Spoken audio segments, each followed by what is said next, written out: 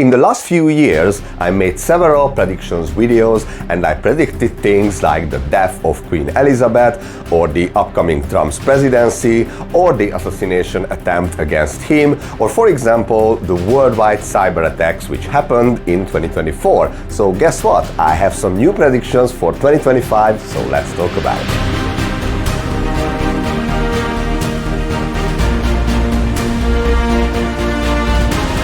2025 is already here, so Happy New Year, and it's time to talk about some predictions for this year. We will talk about worldwide events, the financial market, the future of AI, or the upcoming presidency of Donald Trump and how that will change the world. And we will also talk about other things like Pope Francis or Jeffrey Epstein and his client list, and a little bit of UFO stuff as well, because something interesting is expected to happen this year. So make sure you watch it till the end because it's gonna be very interesting or even mind-blowing. Welcome to Mystery Teachings. My name is Gergő. If you are new to the channel, then welcome and namaste. Or if you are a returning beautiful soul, hey, thanks for coming back. I appreciate you.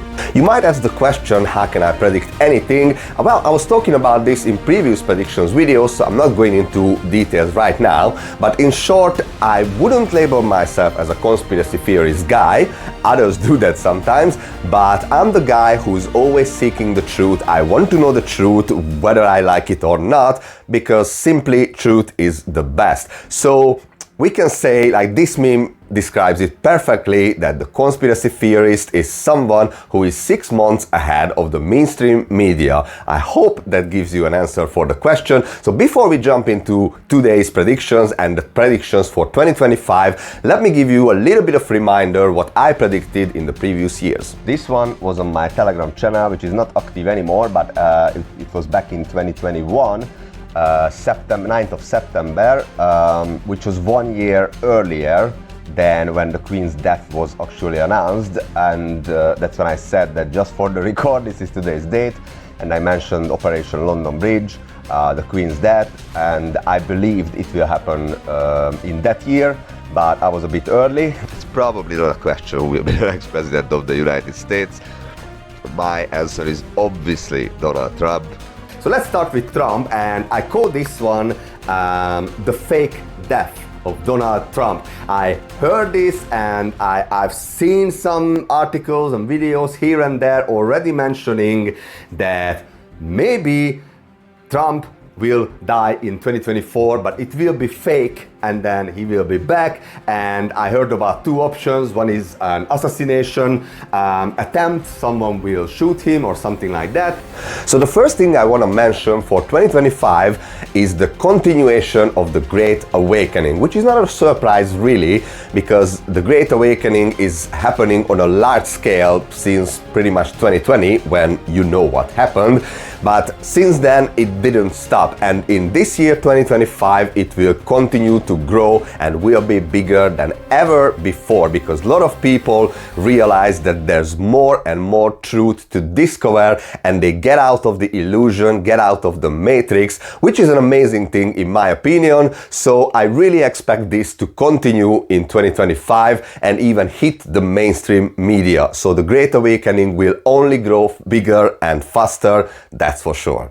The second prediction for 2025 is about Pope Francis. Now, this is not my prediction, I just heard it in different sources that Pope Francis maybe will die in 2025. This was predicted by the famous Bulgarian clairvoyant Baba Vanga, who predicted a lot of other things, or for example Nostradamus mentioned it. So let's see what happens, and I think if it will happen, that will also bring up some secrets from the Vatican, and we will see new information about the Catholic Church, which we never seen before. Now, I made an entire video about the dark secrets of the Vatican from the last couple of years, and YouTube simply removed it without explanation. So if you are on YouTube, you cannot find it here, but if you are interested, you can find this Vatican video on my Rumble and Bitchute channels. You can find the links in the description below. The next one is something I personally really want to see happen, which is the fall of the deep state.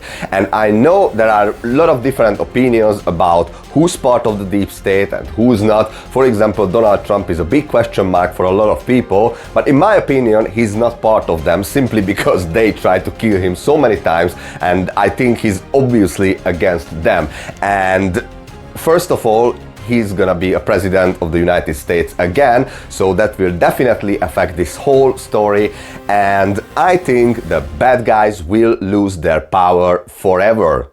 So it's game over, that's it, goodbye evil forces. So as always, time will tell, but I really hope that we will see it this year, because let's be honest, the world deserves a better future. And just to give you a few examples, here is an article saying Trump says he plans to seek death penalty for violent offenders. Now, what he really means by violent offenders, well, that's something that we will probably see in the very near future, but I think he talks about the bad guys, the elite, or call them whatever you want, and I can imagine things like treason, for example. So let's see what happens. Here is another one which was shared by Elon Musk. He said it's true that the only time anyone should watch the news is to study how psychological manipulation works on the general public. And the reason I wanted to show you this, because the mainstream media is financed by the bad guys, or at least up until now. So again, let's see what happens with that one. And here is one more. Donald Trump's transition team seeks to pull US out of WHO on day one. And I don't know what your opinion is, but a lot of people, including me, agree that the World Health Organization is not a very nice organization, let's just put it that way. And finally, let me show you a short clip from a recent interview with Vladimir Putin, and listen carefully to what he says. Они привыкли столетиями набивать брюхо человеческой плотью, а карманы деньгами. Но они должны понять, что бал вампиров заканчивается.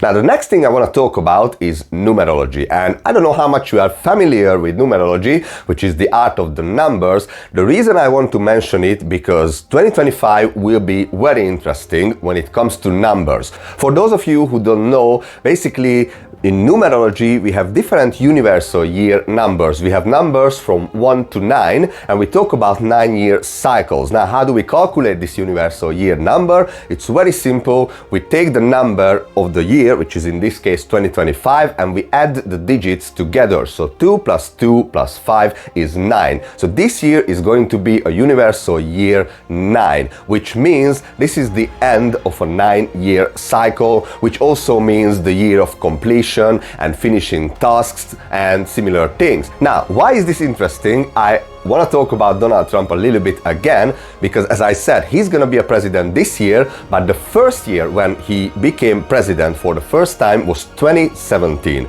And if we add the digits together from that year, 2 plus 1 plus 7 is 10, and we reduce it to a single digit, which in this case is number 1. So that was a universal year 1, and this is a universal year 9. So if we look at this period since Trump became president for the first time, and this year when he will become president again, and look at it as a 9-year cycle, then in my opinion, isn't that look like that what he started back in 2017 to drain the swamp and to end and finish the deep state is coming to a completion this year? So I know this might be just a weird coincidence, but the art of the numbers, numerology, is super interesting in my opinion, and if this is just a coincidence, then it's a really strange coincidence indeed. To be honest, I don't believe in coincidences, so again, I find it interesting. But anyway, let's move on and talk about a little bit of cryptocurrencies. And I think this year some of the cryptocurrencies will explode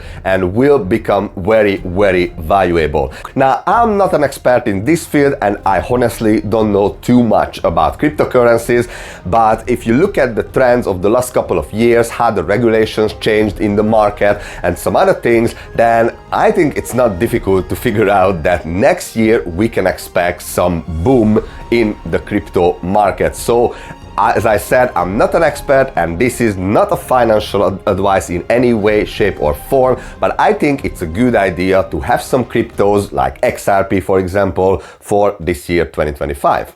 The next prediction for this year is about Jeffrey Epstein and more specifically his client list, which I believe will come out this year and will become available for everyone to see, which on the other side will probably shock the world a little bit, but to be honest, those conspiracy theorists, they already found this out. I personally shared the entire client list on my Facebook sometime last year, but I think it's gonna become mainstream, possibly thanks to President Trump. And if you look at this meme from Elon Musk, what he just posted, he said, well, let's find it out, shall we? And I think I don't need to explain the meme itself, it's quite self-explanatory. So let's see what happens, but I think there will be some surprise for the world and those who are sleeping, let's say. So let's see what happens, but as I said, it's always a good thing if the truth is coming out. Now, when it comes to worldwide events, there are a lot of different predictions and opinions of what's going to happen in 2025, whether we are heading to World War III or we are heading towards peace. And my opinion is the second one. I think the world is going back from wars and will start to head towards peace worldwide. Again, President Trump will be in power this year, and if you look at his presidency, it's a fact from his first term that he didn't start any new war. In fact, he made peace in the Middle East, he walked into North Korea and made peace with Kim Jong-un, or signed the Abraham Accords and many other things. So I think as soon as he will become president again, the world will go towards world peace, which would be really amazing, let's be honest. But on the other side, it's not gonna be very easy for him. As you can see in these articles, that Joe Biden is already talking about nuclear strikes. And he just keeps sending money to Ukraine. And it really looks like that they try to make everything in these last days of his presidency before Trump gets into office to, I don't know, just to piss off Trump or just to reach their targets as much as they can in these last few days. I really don't know, but that doesn't change my opinion about peace. And here's another one what Donald Trump posted on Truth Social, and feel free to post it if you want, but he's talking about Canada becoming the 51st state of the US, which I think is really not about world peace, but it's about unity, which is again something that we really need in the world. So I don't know what you guys think. Do you think it's a good thing if Canada joins the US or not? Well, let me know in the comments below. You probably realize by now that I look at this year quite positively, and even though I think we can expect some crazy events happening, I think in general this is gonna be an amazing year. And another thing which I really expect this year is the end of censorship, or at least the restoration of free speech and the first steps towards that. Now, why do I say that? Again, President Trump, and he said that he will do that this year. But that's not the only reason why I believe this is gonna happen. You can see that those people who censored us back in the last couple of years, for example, Facebook and Meta was one of them, with the so-called fact checkers. Now check out what Mark Zuckerberg said about his fact checkers. We're gonna get back to our roots and focus on reducing mistakes, simplifying our policies, and restoring free expression on our platforms. More specifically, we're going to get rid of fact checkers and replace them with community notes, similar to X, starting in the US. So bye-bye fact checkers, I'm not gonna miss you, and I made an entire video about exposing the fact checkers when I shared certain information and they simply removed it or labeled it, and they were wrong most of the time. So I'm really not gonna miss them because they did a horrible job. So anyone who works for the fact checkers, it's time to look for a different job, and it's a good thing. But I also think that the reason why Zuckerberg made this decision, and I think Meta is not the only platform, I expect this to happen on YouTube and other platforms where censorship was a really big thing in the last couple of years. So I think the main reason is, again, President Trump. Because imagine if Kamala Harris won the presidential election and she became president, I think these things wouldn't happen and Zuckerberg wouldn't do this. And let me show you some clips from the Joe Rogan show where he talks about what was the past and the background of the fact checkers and some other interesting things he's saying. Here we go. I'd say it was during the Biden administration when they were trying to roll out the vaccine program. And now, I'm generally like pretty pro rolling out vaccines. I think on balance, the vaccines are more positive than negative. But I think that while they're trying to push that program, they also tried to censor anyone who was basically arguing against it. And they pushed us super hard to take down things that were honestly were true, right? I mean, they basically pushed us and said, you know, anything that says that vaccines might have side effects, you basically need to take down. And I was just like, well, we're not going to do that. Like, we're clearly not going to do that. I mean, that is kind of inarguably true. Who is they? Who's telling you to take down things that it was that talk about vaccine side effects? It was people in the Biden administration. These people from the Biden administration would call up our team and like scream at them and curse, and it's like these documents it's all kind of out there.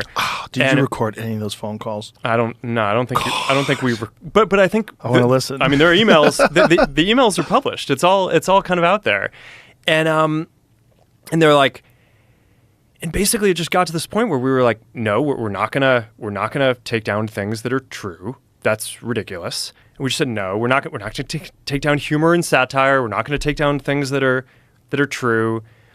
And then at some point, I guess I don't know, it flipped a bit. I mean, Biden, when he gave some statement at some point, I don't know if it was a press conference or to some journalists, where he basically was like, these guys are killing people. And I don't know, then like all these different agencies and branches of government basically just like started investigating, coming after our company. It was brutal. It was brutal.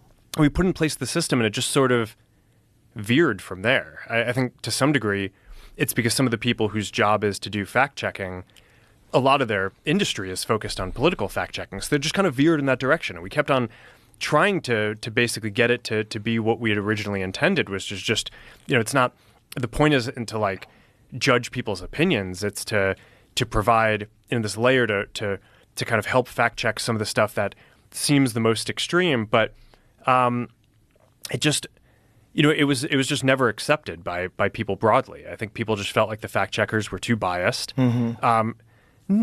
Not necessarily even so much in what they ruled, although sometimes I think people would disagree with that. A lot of the time, it was just what types of things they chose to even go and fact check in the first place. So I kind of think, like, after having gone through that whole exercise, it I don't know, it's something out of like, you know, 1984, one of these books where it's just like, it really is a slippery slope. And it just got to a point where it's just, okay, this is destroying so much trust, especially in the United States, to have this program. And I guess it was probably about a few years that I really started coming to the conclusion that we were going to need to change something about that. All right, let's talk about AI and the future of artificial intelligence. And I think you're not going to be surprised if I say that it will grow further and it will rise further. As I said at the end of 2023, this is what's going to happen. And I said that AI will be everywhere. And at that time, I didn't think that I'm going to use it, you know, on a daily basis. And if I think about it now, I use ChatGPT all the time. I use different AI softwares, for example, to create the thumbnails of my videos and some other things. So it's quite interesting where the world is heading to. But what I want to talk about now is the AI robots, which I expect to see almost everywhere in the year of 2025. So there will be AI robots that will be part of our life, whether we want it or not. Obviously, the decision is ours, and I still believe human interaction and connection is way better and much more important, but the technology evolves,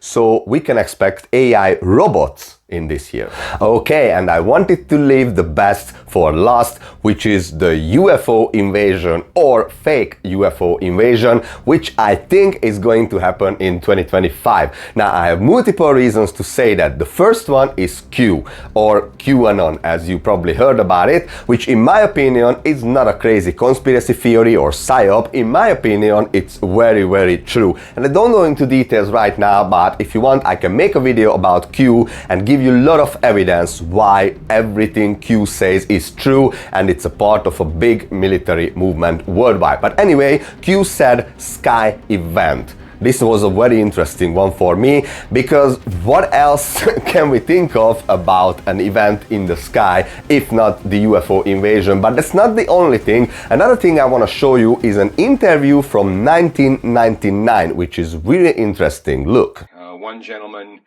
spent 12 of his 30 years in black programs at Groom Lake. When I asked him, I said, first of all, I said, do you believe in UFOs? And he looked at me with a straight face in one-on-one. He said, absolutely, positively, they do exist. I said, can you expand upon that? And he said, no, I can't. About a year later, we were talking about, again, activities at Groom Lake. And I asked him, I said, you know, can you really tell me what's happening out there? And he said, well, there's a lot of things that are going on there that I won't be able to tell you until the year 2025. But we have things in the Nevada desert that would make George Lucas envious. Interesting, isn't it? So we will see in 2025. But as I said, that's not the only reason why I believe that we will see some UFO visitors. The other thing is a recent news report, which is again quite self-explanatory, so check it out. Right, and that was in August. I was flying back from Colorado, and I had just refueled in the panhandle of Texas in my small airplane, and I was flying back to Houston on an instrument flight plan, and we were in clear air, and I was about 9,000 feet, and suddenly, out of nowhere, these two big metallic spherical orbs, one on top of the other, about 3 feet in diameter each, went zipping by the left side of my airplane, right underneath, about 20 feet away. And I got a good look at them only for a second. And, it happened so quick, there wasn't even a chance to get scared, but it could have been a bad result if they had actually hit me. So what do you think it was? That was mysterious. It wasn't on radar. Air traffic control certainly didn't alert me. It wasn't on my display that shows other airplanes that are participating with the FAA required transponders. So I don't know what it was. My first guess is it's some kind of a military program, a drone of some kind.